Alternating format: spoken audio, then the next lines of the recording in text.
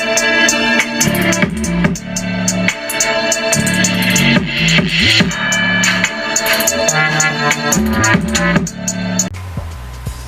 up, y'all? Back with another video. Supreme War is back at it yet again.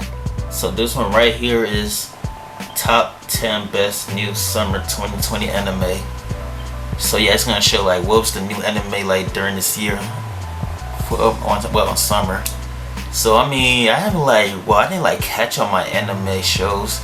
The only anime show I was watching was Hunter x Hunter on Netflix, and I'm still on season 2 right now, but I didn't like get to finish it yet because it's been like a while since I watched it.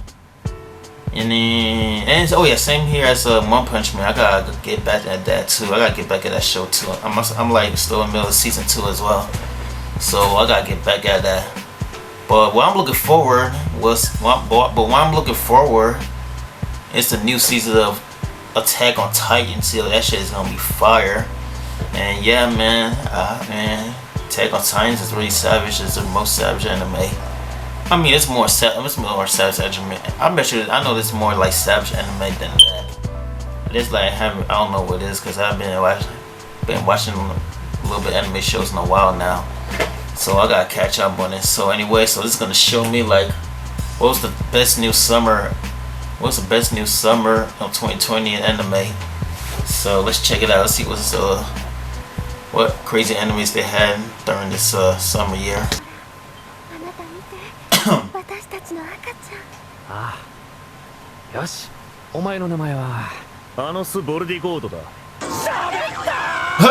With all things considered, I think it's safe to say that the summer anime season came back with a vengeance. From action-packed series, romantic ventures, heart-wrenching dramas, and light-hearted comedies, this season has it all for you. I'm not even going to talk about the sequels. Damn, I gotta get back watching anime, man. It's rife with sequels of popular shows, but for an extra challenge, I won't be talking about them here. After all, my point is to show that the season is such a strong one in its own right. So strap your seatbelts on and get ready to be amazed by the various offerings that the anime industry has given us this season. It's tough. Here we go. Japan Sinks.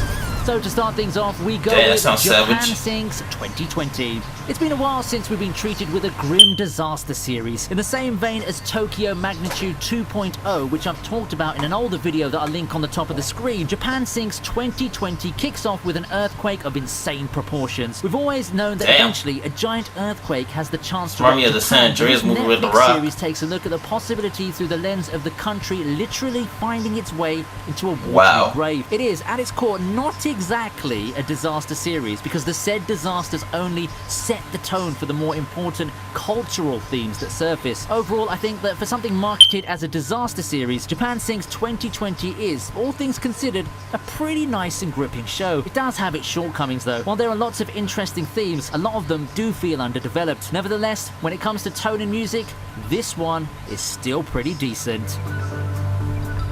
Guys, we got a best soundtrack. Next, we move on to Fog Hill of 5 Elements for our number 9 entry. Fog Hill of 5 Elements.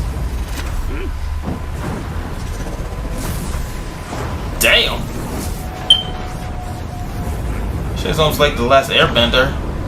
Non-Japanese anime have been slowly making some headway now, and one of those that's currently airing is Fog Hill of 5 Elements. Fog Hill of 5 Elements, while having just a decent, interesting premise, truly shines in its jaw-dropping animation, unique art style. Bro, look at this villain. It looks unique and stands out from what we've been used to seeing, which helps feed into the overall enjoyment in watching the show. I feel that it does need a lot more love than what it's getting right now, but its current status is understandable given the lack of a proper translation and promotion in mainstream avenues. Don't sleep on this show though. It's got some really amazing fights, which got featured in a previous video by the way, that are sure to give a lot of Japanese anime a run for them. Run for their money. That shit was crazy, y'all. I gotta check that shit out then. Usaki-chan. wants to hang out. Up next at number 8 we have Uzaki-chan wants to hang out. Can't get enough of Dagaki-san? Then we might have the next best thing for you. A nice innocent slice of life show, Uzaki-chan wants to hang out tells the trials and tribulations of Sakura Shinichi. After all, what else do you call it when all you want is a little bit of peace and quiet, but in comes the loud underclassmen who seemingly make a living poking fun at you. Perhaps all of this teasing will lead to something else blossoming between the two of them. Only time will tell. Probably more known for the, in my opinion, unjustified controversy, Uzaki-chan is probably on a lot of your radars. I find it a shame that the controversy had to take precedence because on its own, the show's really relaxing. It's just a fun watch all throughout. It's not deep or complex, but it doesn't need to be. I don't get tired of the main character's antics at all, and they make it a really enjoyable combination to watch. Make sure to watch this if you really want to unwind. That's interesting. Might see this too. Opari Runman. Making its triumphant return now with a full uninterrupted run is Opari Runman. Its premise is simple yet adventurous. No pun intended there. On one hand, you have the socially awkward Opari with the goal to travel across the world through his numerous machines and inventions. Through some twists of fate, he finds himself stranded in America with his trusty partner, the samurai Kosame. Left with no money or plans, the two take part in a race across the continent, promising Opari the chance to showcase his inventions and Kosame the resources to get back home. Thus, the partnership between two unlikely allies is born. The show, which is basically Steel Ball Run in 2020, gives us a lot of things to like. Its colourful and bizarre world are things that showcase the creativity of anime in general. I also find the interaction between the many characters quite entertaining to watch. It's definitely a show that you could enjoy. お前たちの始祖は帰ってきた。俺こそが暴虐の魔王。Deep King of Tyranny. ソルディゴードだ。 2020 seems to be a very good year for overpowered protagonists. Mahoka's coming back in the last quarter of the year, and we have the return of Kirito in this season's Sword Art Online. Airing alongside Alicization is the show featuring the third member of the trio of overpowered light novel protagonists that somewhat look alike Misfit at Demon King Academy. Anos Voldigod is many things with his godlike power that's beyond comprehension, and in his confidence, he allows himself to be killed and reincarnated 2,000 years in the future, only to wake up to a future where history has been rewritten and no one recognizes his status as the Demon King. Even the overall power level of the world has fallen after years of peace. However, everything's but a minor inconvenience in the face of the Demon King that's come to retake his throne after 2 millennia. The era of Magic School light novels has come full circle here, and now we have something like the One Punch Man of the genre. Misfit's just so over the top that it's entertaining even for someone who's not too fond of this genre. It's just crazy to think how far we've come. To be fair, in between all of the craziness featuring the almighty Anosama, Misfit is an enjoyable show with its fair share of drama and touching moments, so it's way more than just a parody of sorts. Rent a Girlfriend is our number 5 entry. Rent a Girlfriend? What the hell?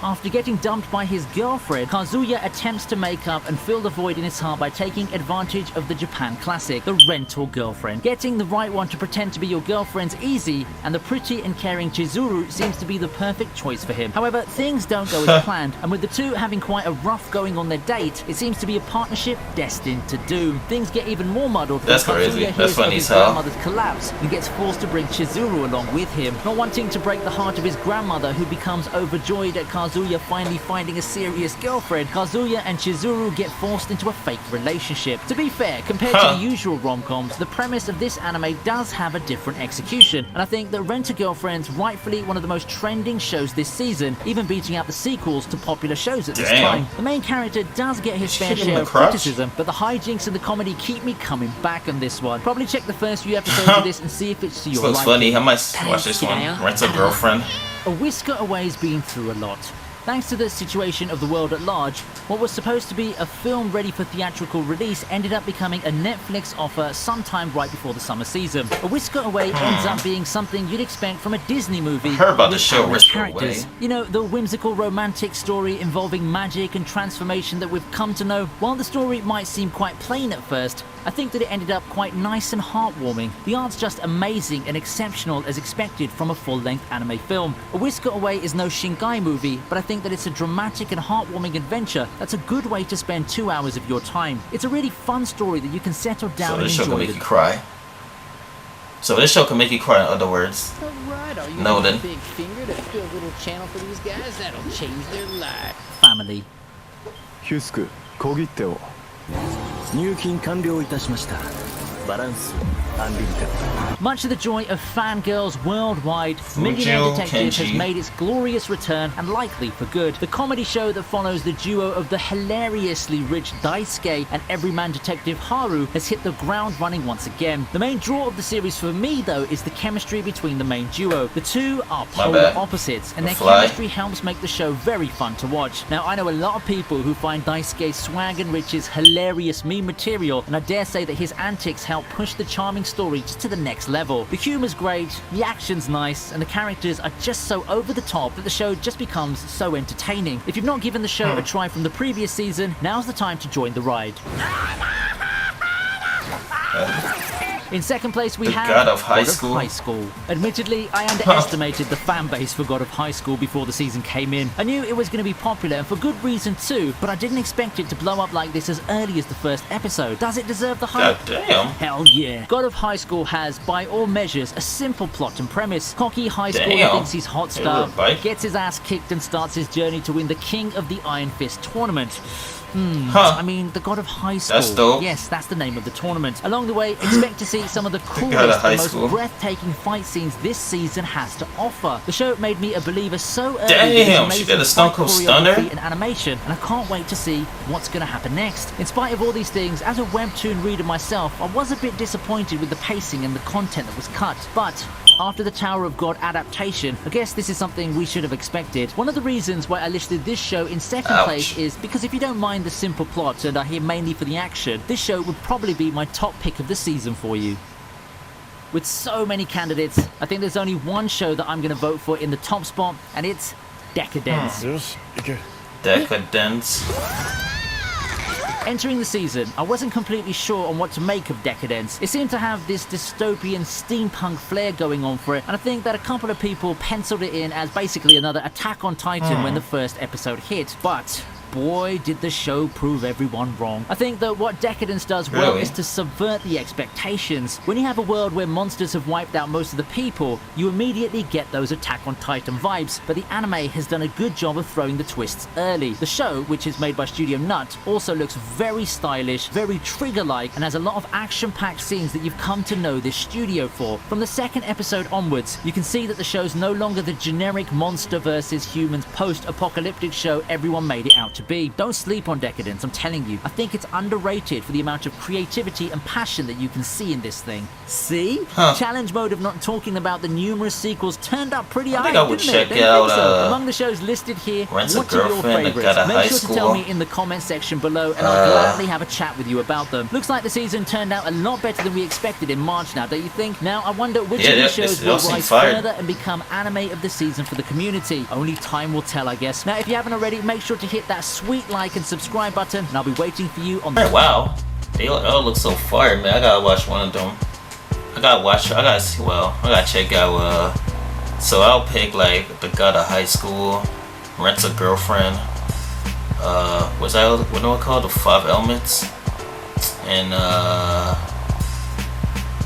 that other show, I forgot what it's called. Well, the show had this character that had to do with the girl. Her name said what, Sakura or something? If I got it right, so if that's the show that I'm talking about, then I gotta check that one too. So yeah, it looks fire, yo.